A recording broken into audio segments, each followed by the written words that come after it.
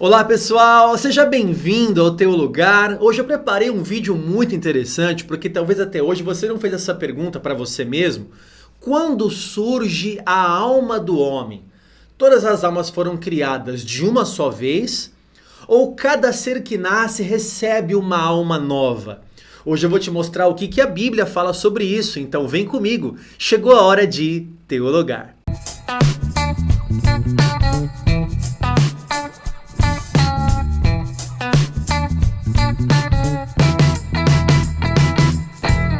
Muito bem, pessoal, seja bem-vindo a mais um vídeo aqui no Teu Lugar. Se inscreva no canal se você não é inscrito, deixa um like pra gente, aí não esqueça de avaliar o nosso vídeo, ative o sininho para você ser avisado dos conteúdos novos quando o YouTube resolve avisar você que nós lançamos um conteúdo novo aqui, né? Bom, hoje eu vou trazer para você uma aula de antropologia bíblica. O meu desejo aqui como apresentador do Teu Lugar é que cada vez que você clique aqui num vídeo nosso, você cresça no conhecimento, você encontre respostas para coisas que até hoje talvez você nunca pensou, para coisas que você já pensou, mas não tem respostas bíblicas para isso. Eu quero que cada vez que você clique aqui num vídeo do Teu Lugar, você cresça na fé, na sua vida espiritual, no seu conhecimento, no seu ministério, para que você seja capacitado teologicamente e biblicamente para você servir ao Senhor, né? E esse tema é muito interessante, a origem da alma do homem. Por se tratar de alma, de algo invisível, de algo intangível, né? Essa área ela acaba caindo num campo das teorias, por se tratar de uma área desconhecida do homem. Não temos como provar, porque não temos como ver, não temos como provar, a não ser buscar nas Escrituras o que é que a Bíblia fala sobre isso. Então cabe ao estudante da Bíblia, ao estudante das Escrituras, ver na palavra de Deus o que é que a Bíblia fala sobre a origem do homem. E esse assunto é tão importante, essa origem da alma do homem é tão importante, porque hoje em dia nós temos discussões de ética, principalmente com relação ao aborto. Quer dizer, quando que eu posso realizar o aborto, se é que eu posso realizar o aborto, porque algumas pessoas de forma ignorante entendem que só nasce um ser humano de verdade quando ele sai do ventre materno.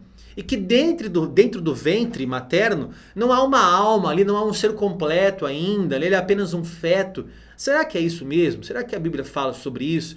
Então cabe ao estudante da Bíblia buscar bases sólidas na palavra de Deus para ver o que a Bíblia fala sobre a origem da alma do homem, tá? Então eu vou trazer para você aqui 3 teorias sobre a origem da alma do homem. Primeira teoria, a teoria da pré-existência. O que acredita essa teoria? Acredita que Deus, em algum momento, né, da história de Deus, ele criou todas as almas de uma só vez. As bilhões de almas que existem, ele criou de uma só vez.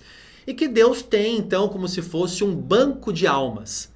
E que cada vez que há uma concepção aqui na Terra, ou seja, um relacionamento entre um homem e uma mulher, e vai nascer uma criança, Deus pega essa alma nesse banco de almas que já está criado de uma só vez, e ele lança sobre esse corpo, ele coloca dentro desse corpo que está nascendo agora.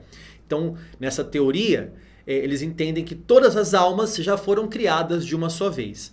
Essa teoria não tem respaldo bíblico, não tem respaldo bíblico. Alguns filósofos entendiam assim, como por exemplo, Platão entendia assim, Filo entendia assim, Orígenes também entendia dessa forma, que Deus havia criado todas as almas de uma só vez. É a teoria da pré-existência.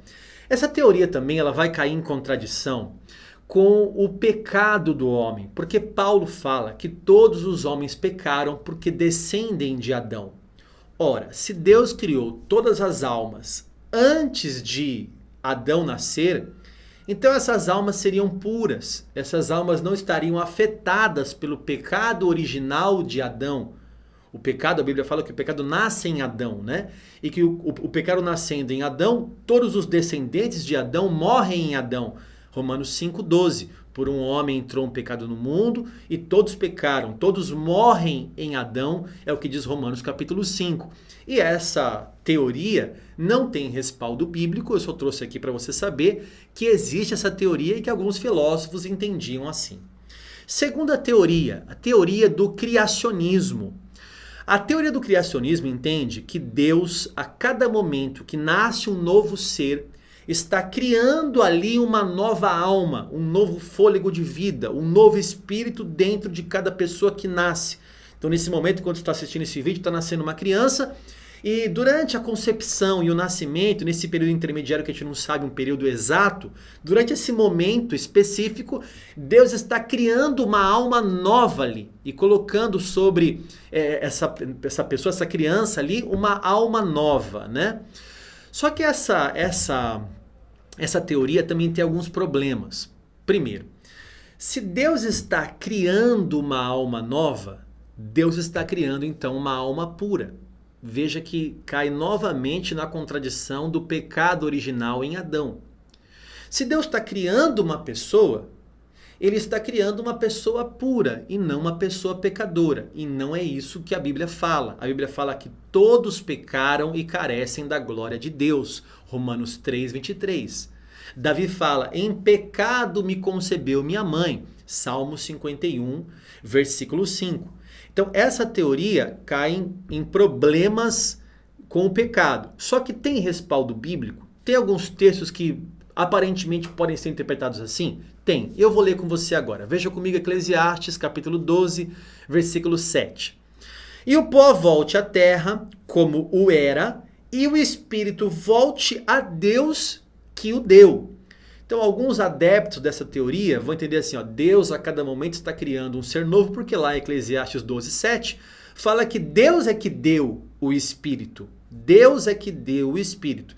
Pois é, Deus é que deu o Espírito, mas Deus deu o Espírito para Adão. Alguns entendem que esse texto se refere só a Adão. Deus deu o Espírito a Adão e não a cada ser novo que vai nascer. Vamos ler outro texto agora, Isaías 57, versículo 16. Pois não contenderei para sempre, nem me indignarei continuamente, porque do contrário, o Espírito definharia diante de mim, e o fôlego da vida que eu criei. Então Deus fala aqui em Isaías que o fôlego de vida foi Ele que criou. Os adeptos dessa teoria vão dizer que cada alma que nasce, Deus está criando um fôlego de vida novo. Alguns vão entender o seguinte, não, Deus criou o primeiro fôlego de vida uma vez só lá em Adão. Outro texto para você ver agora é Zacarias 12, versículo 1. Sentença pronunciada pelo Senhor contra Israel. Fala o Senhor, o que estendeu o céu, fundou a terra e formou o espírito do homem dentro dele.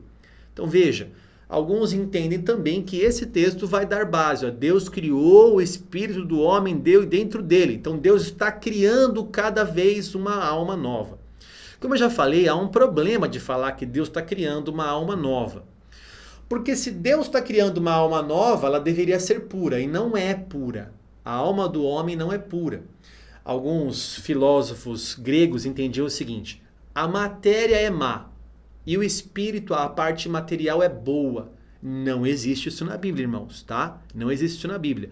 A parte da alma, do espírito do homem é boa, mas quando se une à matéria, ela fica má. Não existe isso na Bíblia, tá, irmãos? A Bíblia fala que todo homem já é depravado. Efésios capítulo 2 fala que todos estavam mortos nos seus delitos e pecados. E só ganhamos vida quando Jesus entrou em nossa vida, né?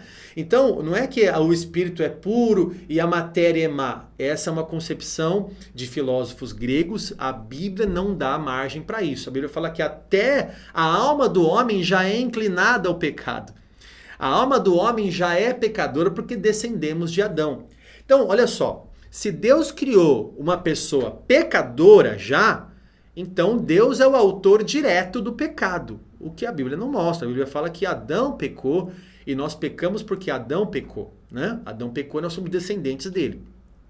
Agora, se Deus então criou uma pessoa pura e colocou dentro de uma matéria que seria má, então Deus é o autor indireto do pecado. De qualquer forma, essa teoria tem alguns problemas, né? Ou torna Deus autor direto do pecado, ou torna Deus autor indireto do pecado. Veja, essa teoria tem algumas complicações também.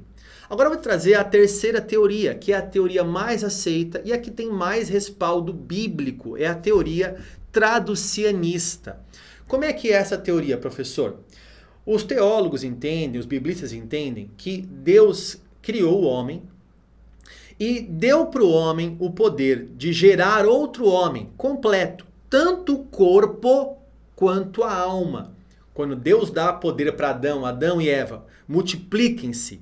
Deus dá poder para o homem criar um ser completo, criar um corpo e criar também uma nova alma. Ou seja, eu, por exemplo, tenho 2 filhas. Eu não gerei só o corpo delas, que são parecidas comigo ou com a mãe dela, minha esposa.